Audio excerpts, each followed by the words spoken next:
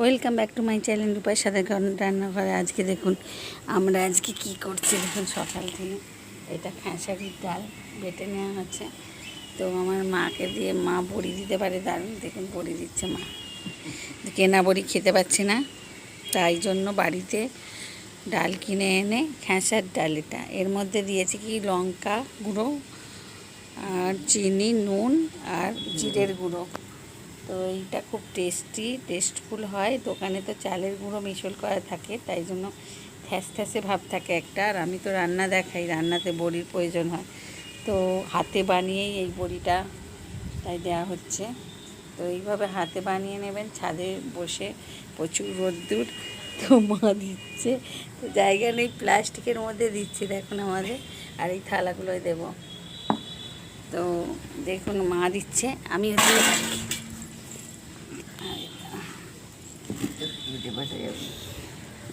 মা দিচ্ছে। মা কত তাড়াতাড়ি বড়ি দেয় দেখুন,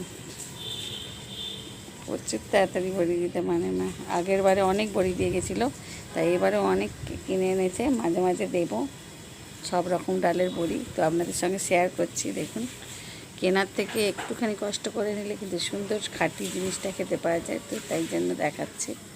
তো দেখুন আমিও দিচ্ছি, আমিও দিতে পারি মায়ের মতন। আমি না থালায় তেল মাখানো হয়নি, তাই মা তেলটা মাখিয়ে দাও।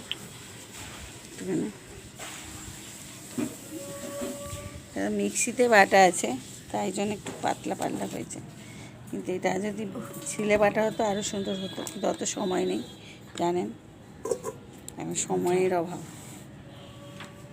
তাই থালার মধ্যে দিচ্ছি আমি। থালাটা গরম হয়ে গেছে, আজকে তো প্রচণ্ড রোদ্দুর আছে, তো বড়ি দেওয়ার পক্ষে তো দারুণ ভালো। তাই দেখুন দিচ্ছে, আমি বড়ি দিতে পারি, কিন্তু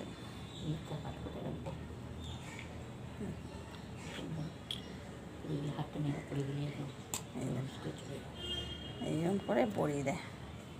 আপনারা নিশ্চয়ই বড়ি দিতে পারেন। ছোটো আমার হচ্ছে ছোটো করতে।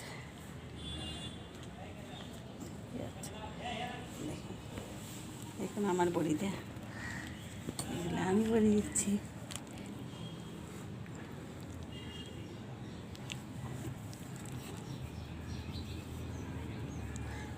আজ সোমবার সকালে নিয়ে বসেছি, বড়ির কিছু রেসিপি দেখাচ্ছি।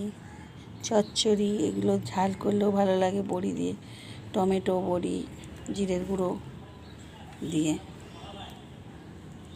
কিন্তু কেনার বড়ি একদম ভালো লাগে না, খেতেই ইচ্ছা করে না। এই দেখুন আমার মা কত তাড়াতাড়ি দিচ্ছে।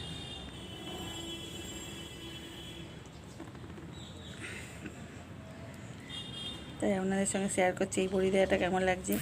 প্লিজ শেয়ার, কমেন্ট, লাইক করতে ভুলবেন না। আজকে মতো টাটা, বাই। দেখুন আমাদের বড়ি দেওয়া কমপ্লিট। দেখুন কত সুন্দর বড়ি হয়েছে, দেখতে লাগে সুন্দর।